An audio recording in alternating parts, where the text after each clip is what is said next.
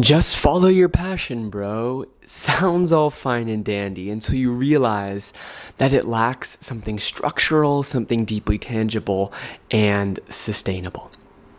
So if you want to have a real impact as a multi-passionate, you're going to have to go deeper than this. It's why when everybody told me to just follow my passions, and I did, I was still left feeling lost, scattered, and always searching for the next thing, right? Because what nobody taught me was that truly following your passions has nothing to do with actually following them or pursuing them. So my promise to you is that by the end of this video, you'll have the 3 things that you need to know that will shift your relationship to your passions so that you have a grounded, empowered path to success as a multi-passionate creative. So I've had heaps of passions in my life, from surfing and surfboard making to building furniture, designing architecture, to even building lamps, I've tried so many things, and what I would do is I would just bounce from passion to passion to passion without any clear structure or even direction because #I'm following my passion. So what I ended up with was hundreds of half-baked designs, a few good realized ones, sure, but dozens and dozens and dozens of million-dollar ideas without any million-dollar execution. So here's the first thing I learned and the first thing that you need to know. You don't follow your passions, you lead them. And your passions need a strong container if you want them to amount to anything more than a weekend hobby. Creating a strong container is how you create the conditions to lead meaningfully. And the key ingredient to a strong container is depth. And I'm going to explain this more in a moment in the second thing that you need to know. But you can go and watch my video on creating containers for your multiple passions somewhere here on the screen, right? That's not the bulk of this discussion, but necessary to understand.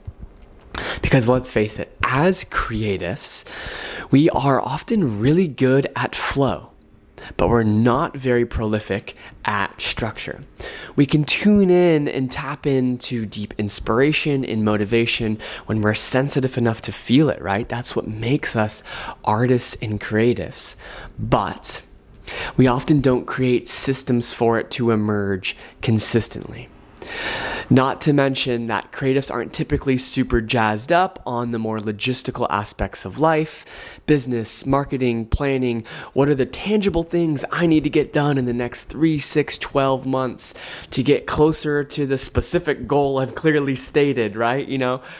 Like I mentioned at the beginning of this video, if you want to cultivate real tangible results, just changing your actions isn't enough, right? Just making goals and changing your actions, sure, is helpful. Please do that. But you need to go so much further than just changing your actions. So the second thing that you need to understand is depth is greater than action. One of the great men's work leaders of our era explains this perfectly. He says, if you want to change your life fundamentally, go deeper before forcing yourself to behave differently. That's David Data. So what this means is that our results are the outermost branches on a tree. And what actually drives results is action. What drives action is behavior. What drives behavior is a belief system. And what drives a belief system is identity. And inside of that, what drives identity is the way you were conditioned to relate to yourself. So much of this, deep down, not in your control, yet now you're responsible for changing. So say I'm following a passion and I'm not getting the results that I want. I'm like, fuck, I've been doing this for 6 months. I should be so much more successful. I'm going to try something different. So maybe I change my marketing approach, or maybe I just drop this pursuit and take up underwater basket weaving or something totally different. You get the point. A month later, in the same frustration, I decide to do the same thing again. Another strategy, another passion, another whatever. And I might do this for again and again and again for years and wonder why I'm still not as successful as I am. Well, what's actually happening is I haven't changed the system at all. I'm still operating up at the level of actions. I'm not even down to my belief system, baby, not to mention my identity. So the same code is still running beneath it all, and I'm following it line by line, whether I'm conscious of it or not, right? And this old code, you can bet, is taking up a tremendous amount of your capacity, leaving you just really so little left over for real deep creativity. The analogy I like to use is this. Think of it like an old computer. Without even opening the internet, the CPU usage could be off the charts because of all these old codes, background tasks, and apps just running in the damn background for God knows how long, right? Changing the system is learning to clear all of those background tasks and apps that you aren't even aware of. That's the tricky part. And that's exactly why going deeper is the only sustainable way to creating the results and outcomes that truly embodies the qualities that you crave. So here's the third thing you need to know so that you can go deeper and cultivate that creative success that you truly deserve, right? Your work begins in the places you're avoiding yourself. It's one of those things where it's the best advice is the advice that deep down you don't want to hear. You don't want to listen to, right? Because if you're anything like me, you get your identity wrapped up in your passions, And so there's deep fear, insecurity, and feelings of inadequacy around them. It's tender, it's sensitive, right? Nobody teaches us how to reconcile these things and to create really like a fortified sense of self underneath them. So we just keep letting those fears, insecurities, and inadequacies lead us, right? We're letting our passion lead us. We're letting our fear lead us. You get the memo. It's a little disempowering, right?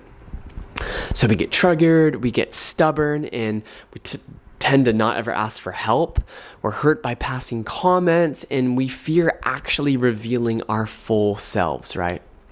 These are the things that are actually keeping you from cultivating the success that you crave. Sure, you can slap a fancy new marketing strategy on your business and maybe get some different and exciting results, but you haven't cultivated a new relationship to yourself where that just becomes the default. And it's not just an affirmation in the mirror that's going to get you there. Please, if that's helpful for you, do it. But I'm all about something that's much, much more deeper, much, much more in the body, right? Because the real work begins in your nervous system. Do you remember all those background apps and tasks that I was talking about? This is where your body really feels it. It's where it feels the weight of these programs running all at once. So you need to look to where and when your body kicks into overdrive and starts fighting, starts heating up and running just super hot as an analogy, right? You can look to where it just wants to run and avoid it all, and where it completely shuts down and freezes. This is nervous system work, and this is the hard shit we have to learn to love, reconcile, and rewire. It's certainly not an overnight success. It's long, slow, deep, and awkward.